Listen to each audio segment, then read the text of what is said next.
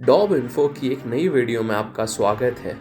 आज हम बात करेंगे इंडिया की डेडिकेटेड फ्रेट कॉरिडोर प्रोजेक्ट के बारे में। फ्रेट ट्रांसपोर्टेशन इंडियन इकोनॉमी में एक बहुत इंपॉर्टेंट रोल प्ले करता है।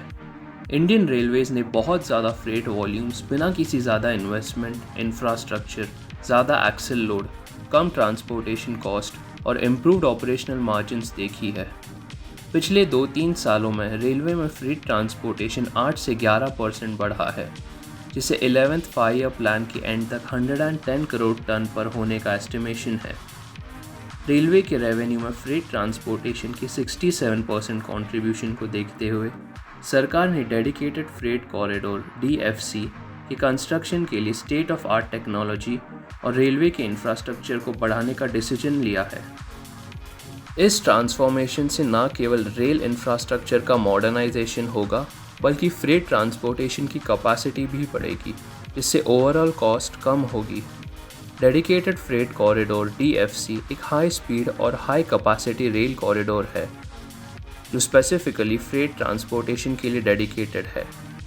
ये डेडिकेटेड कॉरिडोर ट्रेन्स के गुड्स कैरिंग कैपेसिटी बढ़ाएगी और फ्रेट ट्रांसपोर्टेशन मार्केट में रेलवे का शेयर बढ़ाने के लिए बनाया गया है।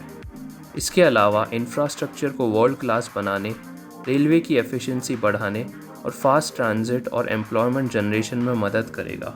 एग्जिस्टिंग रेल लाइंस में सैचुरेशन और कंजेशन होने के कारण भारतीय रेलवे का फ्रेट मार्केट में शेयर काफ़ी कम हो गया है। 1950 में पहले 90% से 2017 में फ्रेट ट्रांसपोर्टेशन में रेलवे का शेयर 40% से कम हो गया है। इससे रेलवे को एग्जिस्टिंग रेल लाइंस पर कंजेशन कम करने और फास्टर, टाइमली और कॉस्ट इफेक्टिव ट्रांसपोर्टेशन के लिए हाईली एफिशिएंट और एम्पलीफाइड डिज़ाइन फीचर्स की ज़रूरत पैदा हुई है, जिसके कारण डेडिकेटेड फ्रेट कॉरिडोर्स को प्लान किया गया है।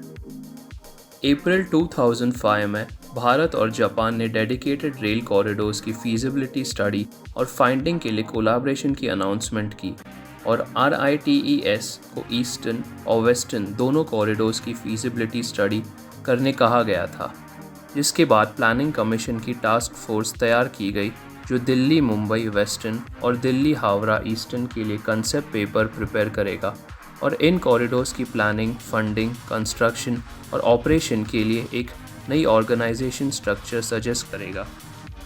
जनवरी 2006 में गवर्नमेंट द्वारा सेट एक इंजीनियरिंग कंसल्टेंसी राइट्स ने दोनों कॉरिडोर्स की फीजिबिलिटी स्टडी रिपोर्ट सबमिट की और काउंसिल ऑफ मिनिस्टर्स ने टास्क फोर्स की रिपोर्ट को एक्सेप्ट कर दिया। Cabinet committee on economic affairs (CCEA) ने फीजिबिलिटी स्टडी को पास कर दिया। इसके बाद राइट्स ने पेट्स रिपोर्ट सबमिट की, जिसके अकॉर्डिंग इस प्लान को ₹28,181 करोड़ के कॉस्ट के साथ अप्रूव किया गया था।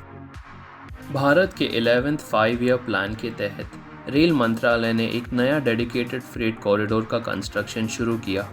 2 लंबे रूट्स ईस्टर्न और वेस्टर्न फ्रेट कॉरिडोर, जिनकी टोटल लेंथ 3,360 किलोमीटर्स है, जिसमें ईस्टर्न पंजाब से लुधियाना से पश्चिम बंगाल से दनकुनी और पश्चिमी डेडिकेटेड फ्रेट कॉरिडोर जो जवाहरलाल नेहरू पोर्ट मुंबई, महाराष्ट्र से उत्तर प्रदेश के दादरी तक होगी।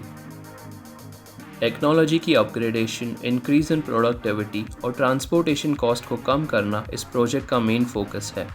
DFCCIL को भारत सरकार द्वारा एक स्पेशल पर्पस व्हीकल डेजिग्नेट किया गया है और ये डेडिकेटेड फ्रेट कॉरिडोर प्लानिंग और डेवलपमेंट, फाइनेंशियल रिसोर्सेज को मोबिलाइज करने के लिए और कंस्ट्रक्शन, मेंटेनेंस और ऑपरेशन के लिए बनाया गया है। दिल्ली, मुंबई, चेन्नई और कोलकाता जो 4 सबसे बड़े मेगा सिटीज़ हैं, जिन्हें 2 diagonal north south dedicated freight corridor जो दिल्ली से चेन्नई चलेगी और east west dedicated freight corridor जो कोलकाता से मुंबई तक चलती है, उन्हें गोल्डन क्वाड्रिलैटरल फ्रेट कॉरिडोर या GQFC कहा जाता है। इलेक्ट्रिसिटी प्रोडक्शन के लिए बहुत ज़्यादा कोल की ज़रूरत, इंफ्रास्ट्रक्चर की बढ़ती कंस्ट्रक्शन और बढ़ती इंटरनेशनल ट्रेड के कारण GQFCHS का कंसेप्शन किया गया। Currently western dedicated freight corridor WDFC में 2 ऑपरेशनल डेडिकेटेड फ्रेट कॉरिडोर्स है, जो 1468 किलोमीटर लंबा है। और उत्तर प्रदेश के दादरी से मुंबई में जवाहरलाल नेहरू पोर्ट और western dedicated freight corridor Ludhiana Punjab से शुरू होता है और पश्चिम बंगाल में दनकुनी तक चलती है। इसकी टोटल लेंथ है 1760 किलोमीटर्स। 4 कॉरिडोर्स को अप्रूव कर दिया गया है। East west dedicated freight corridors जो कोलकाता से मुंबई तक 2000 किलोमीटर चलाई जाएगी। North south dedicated freight corridor जो दिल्ली से चेन्नई तक जाएगी, इसकी लंबाई होगी 2173 किलोमीटर्स।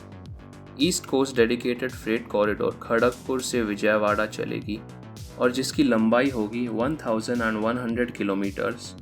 और south west dedicated freight corridor जो चेन्नई से गोवा के लिए होगी, इसकी लेंथ होगी 890 किलोमीटर्स। इन कॉरिडोर्स में कंटेनर्स को डबल स्टैक करके ले जाया जाएगा और ट्रेनों को इलेक्ट्रिक इंजन से खींचा जाएगा। वैक 12 जैसी हाई स्पीड वाली ट्रेन इंजनों को फ्रेट ट्रांसपोर्टेशन के लिए इस्तेमाल किया जाएगा, जो 100 किलोमीटर पर आवर से ज़्यादा की स्पीड पर चलाई जाएगी।